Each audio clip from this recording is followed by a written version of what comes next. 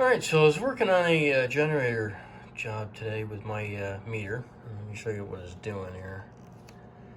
So if I'm in the range where I'm going to check 110 volts, making sure I'm in my AC, of course.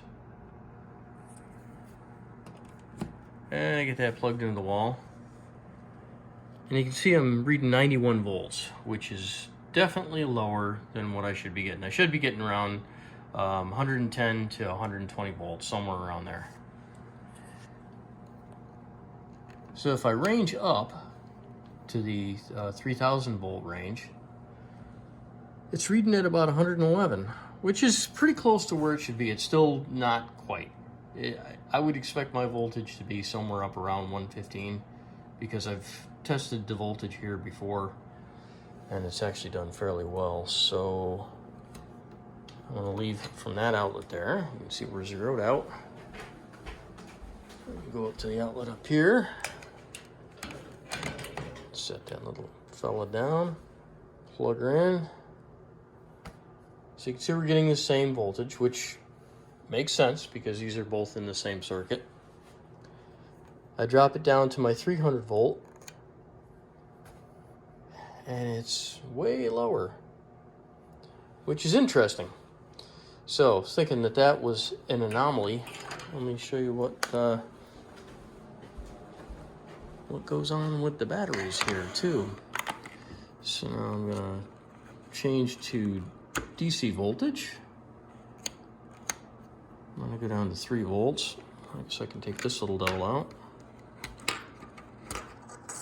I'll put my regular meter plugs in.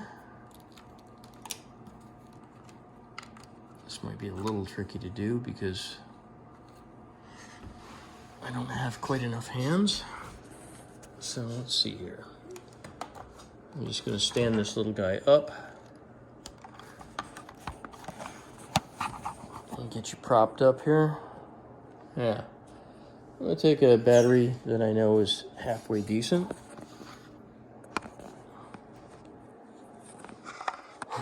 Sorry about that, taking me longer to set the demo up than it was worth, actually. Get my positive and my negatives connected up. And you can see I'm reading about 1.19 volts, which I know is low because it's a brand new battery. So now I'm going to range up to my 30 volt range.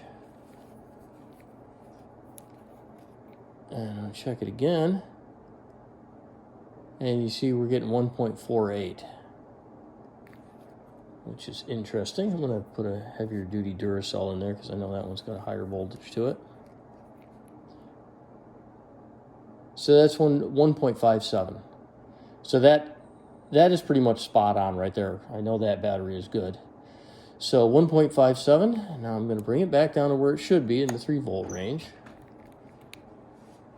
And then I tap that together and we're getting 1.2 volts out of that, which is definitely not where it's supposed to be. So it appears that my meter has lost all of its low ranges. It seems to still work for pretty much everything else. So like if I need to ring test continuity, oops, get that.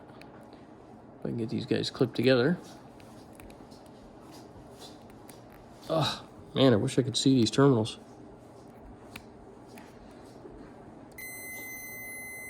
That's working. So it's still good for ring testing, and it's still good for a couple of other random things if I don't mind real imprecise voltages. Like if I'm just going for general voltages, I can still get that to work fine. But yeah, for all intents and purposes, it's looking like this meter has outlived its usefulness. It's kind of a bummer. I've had this meter since 1988. Sort of a part of the family now. And then in the meantime, this meter here, which I was demoing a little while ago, I don't know if you can see this or not, but the no contact voltage button sticks in a little bit. So after I demoed it the last time, the battery got run down because this thing got stuck in and it was in the drawer. And I don't have any 9 volt batteries. All I got is a Well, a bunch of AA batteries kicking around. So yeah, now I don't have any meters. This is not a great day.